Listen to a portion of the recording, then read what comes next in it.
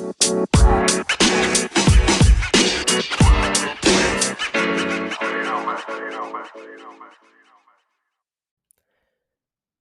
everyone, welcome back to another episode of Sleeping with the Numbers. It's just Pat. Dylan is not with us again. He's still out on vacation. So I'm going to be driving this ship for us, and we're going to go into the top tight ends and flex position players for fantasy this year. Now, to clarify, before we get into any of the rankings, this is not based off of the talent of the player itself. That is a small piece of the puzzle.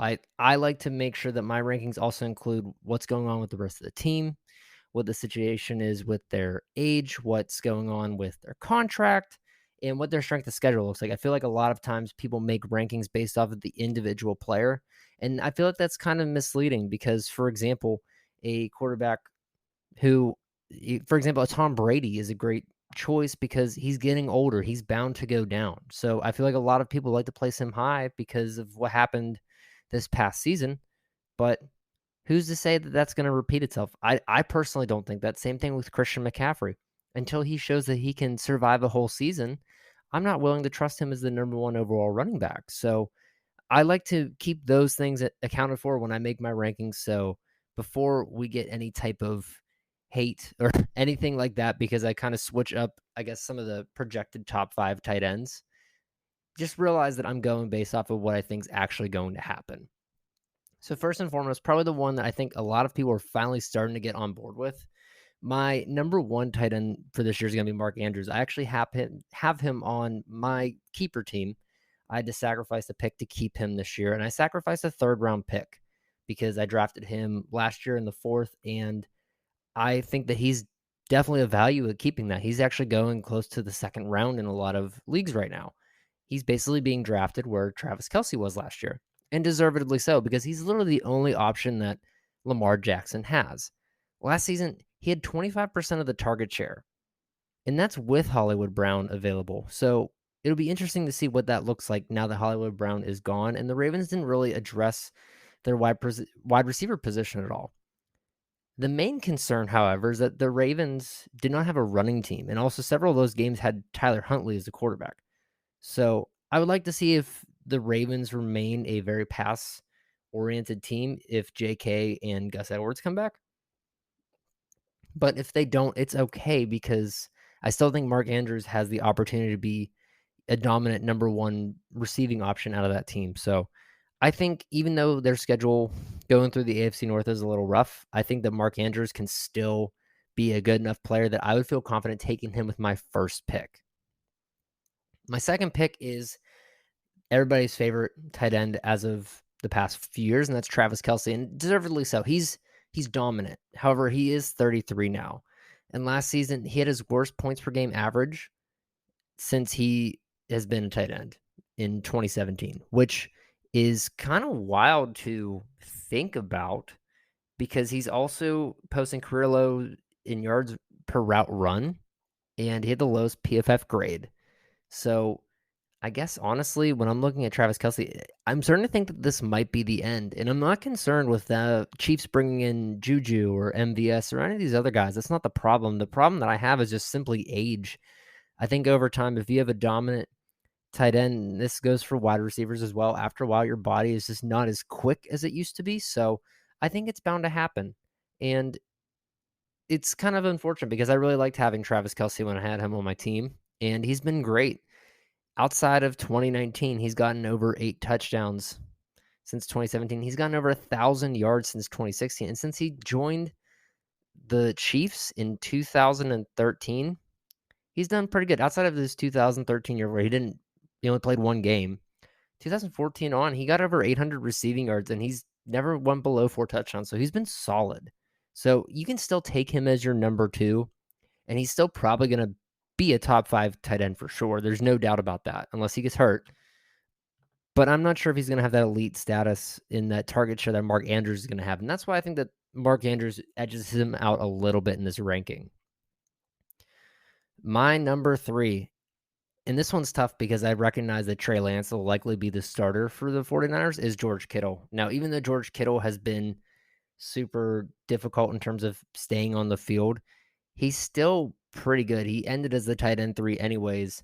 and he was the highest graded tight end for Pro Football Focus. So for me, I feel confident regardless of who the quarterback is in San Francisco that he's going to be okay.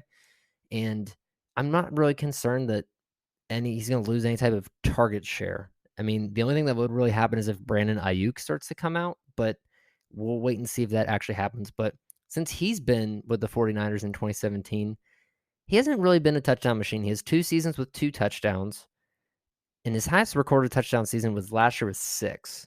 He's only topped 1,000 yards twice, and last year his average yards per reception was almost 13. So for the most part, he's fairly good. He's not going to be the number 1 tight end. He's not going to make you feel confident that he's going to win games for you because he hasn't played a full season since 2018. In 2021, he had 14 games, 2028, 2019, 14. So for me, looking at this offense, even if Jimmy G ends up staying for some ridiculous reason, which we highly doubt that he will based off reports from camp, we can expect George Kittle to be pretty good. So that's why I'm going to keep him as my number 3.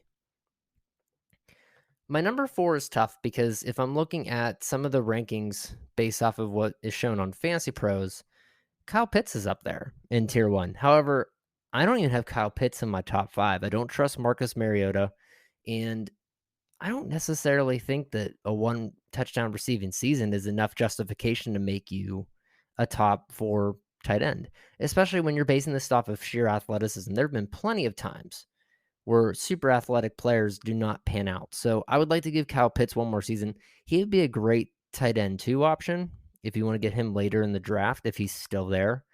But I don't think that's going to happen. I think a lot of people are going to reach on him, and this season for the Falcons is going to be terrible. So I would avoid Kyle Pitts at all costs. However, you can do as you please. But for me, my number 4 tight end is going to be Dalton Schultz. And that might be a little bit surprising, but the Cowboys released Blake Jarwin. So that's good news. And last year, he ended with 8 touchdowns and 808 yards. His yards per reception was only about 10.5, which isn't super great. However, with Amari Cooper gone, we can expect that he might get a little bit more of a target share. So I feel that Dak coming back as in healthy form only helps Dalton Schultz. And he still ended the last year as the 6th highest graded tight end on PFF. So playing on a franchise tag season, I think that he has every opportunity to not only have a better offense around him, but also he's going to be proving it to try to earn that contract. So I think Dalton Schultz will be a great number 4. I think that he's very hit or miss. And the only reason he's hit or miss is because of Dak's health. I don't see any issues with him having to compete for target share. I don't see any regression ahead, especially now that he's the lone tight end in that offense that's dominant. So give me Dalton Schultz as my number 4.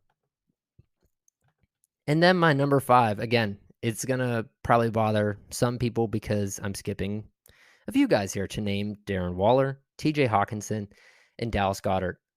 I'm going to take Zach Ertz. And if that made you cringe, it made me cringe as well. However, he ended last season with 24% of the target share in Arizona, and he was the tight end 4 over the last several games of the year, which is crazy because when we think of Zach Ertz, we think of, great offensive potential and never panning out. However, it's just him and Hollywood Brown. There's no more DeAndre Hopkins for the next 6 games, and Rondale Moore and Andy Isabella have not panned out. So I'm willing to take a chance on Zach Ertz because we know Kyler Murray should be pretty good this year, and he has the opportunity to get volume and succeed. That's kind of why I'm avoiding a guy like a Darren Waller who didn't really do so great because of injury and because of his inability to actually produce. And now the Raiders are also getting Devontae Adams. So that makes me scared about him. TJ Hawkinson makes me scared because of injury and because the Lions are ramping up their offense. So honestly, it hurts to say, but I think Zach Ertz has the 5th best potential to be a top tight end this season. So looking at his stats last year, he had 5 touchdowns, which are okay, 763 yards, which are okay. But just remember in 2018 with Philly, he had over 1,100 yards receiving and 8 touchdowns. And he also had 8 touchdowns in 2017. So potential-wise, he's definitely there in terms of can he be a competent fantasy tight end. Now, is he frustrating?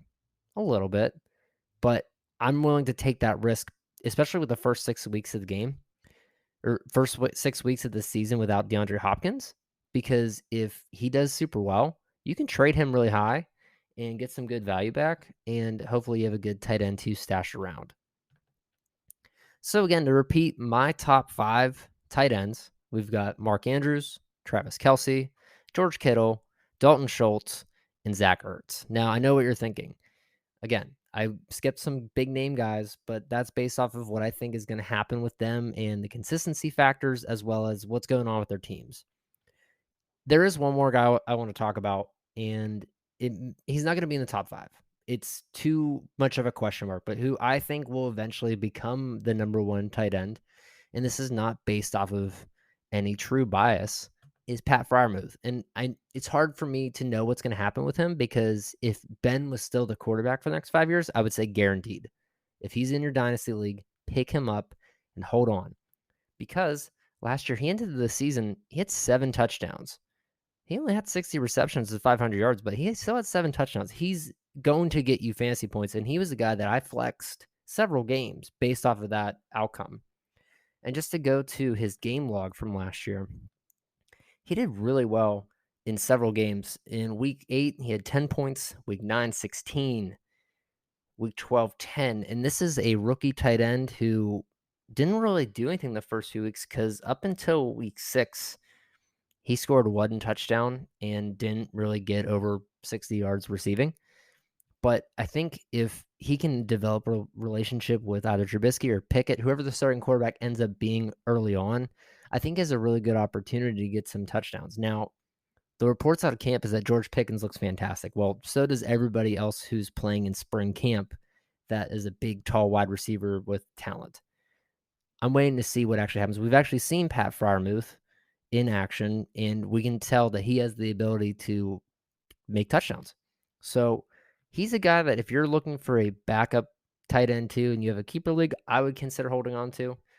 And some other guys that I kind of like, but based off of my team from last year, I'm nervous about Dawson Knox. Now, when I had him, he was fantastic in a lot of games. He won me several games, and I stacked him with Josh Allen many times. I'm not really sure if that's going to pan out this year. Same thing with Hawkinson. If Hawkinson was more able to stay healthy, and if the Lions hadn't bolstered their wide receiver core, I would say he would have been my number 5 for sure. But I don't really know if I can trust that he's going to remain in that top tier category any further until he can prove one of two things. Either he can stay healthy, or that he's the best receiving option that the Lions have. So again, just to repeat myself, Mark Andrews, Travis Kelce, George Kittle, Dalton Schultz, and Zach Ertz. And I would love to hear what you guys think on that. And without further ado, we're now going to move on to the flex position. Now, for me, we've always played in a league where you can flex running back, wide receiver, tight end. Obviously, I just did my tight ends, so I'm not going to include them. This is solely going to be running back and wide receiver. And to clarify what rankings I'm doing, I'm not doing the top flex position players available, because we've already done a top running backs, and we will likely do a top wide receivers ranking. So I'm looking for guys who I would expect to draft somewhere lower in ADP, maybe a mid to late round selection. And the reason that I'm doing that is because those are likely the guys that you're going to be playing in your flex positions anyways. You're not going to start a Jonathan Taylor as your flex. That's going to be your number 1 running back. So for me, I'm going to get into 3 running backs, 3 wide receivers who you can probably get later in the game, but still should be pretty solid contributors for you for your fantasy season.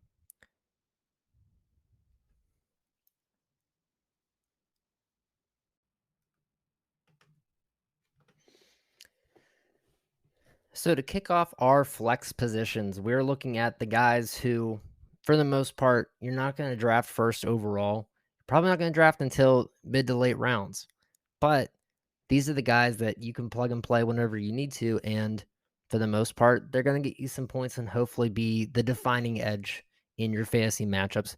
So my first running back, and this is not in any particular order of what I prefer, is Tony Pollard. Now, I know a lot of people are really excited for Zeke. I know that a lot of people are really hoping that he comes back and is to full health, but Last season, Tony Pollard had a career high in rushing attempts in 130, and he was targeted 46 times, which doesn't sound like a lot, but he was fourth in yards after contact. And some of the players that he was in line with in terms of how good he was after yards after contact were Rashad Penny, Nick Chubb, and Jonathan Taylor. And that's pretty good company for a backup running back to be in. Now, ADP wise, he's going around number 88. So, depending on how many teams you play, it's 7th to 8th round. But last season, he ended with 719 rushing yards and 337 receiving yards. And when it comes to fantasy, if the Cowboys are unable to truly throw the ball, and if Zeke is to fall off the face of the earth again, Tony Pollard might be the kind of guy that you want to grab as a streaming option just to see what happens. Because if we're looking at his game log from last year, week 2 against the Chargers, he had 20 fantasy points. Week 5 against the Giants, he had 10. Against Vegas and New Orleans, he had around 13. And then everywhere else, he was kind of all over the place. So, again, he's not a kind of guy who you're going to start every day as your running back too. But if you have the matchup available, you might want to consider Tony Pollard because getting 10 fantasy points from a flex player isn't horrible, especially if you're playing in PPR format. My second guy, which he's kind of a running back too, but I think people are kind of forgetting about him, is Melvin Gordon from the Broncos.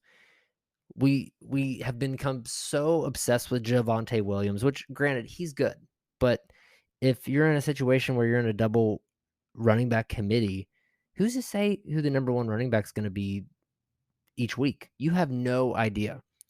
So he's 29 years old, which is a little concerning.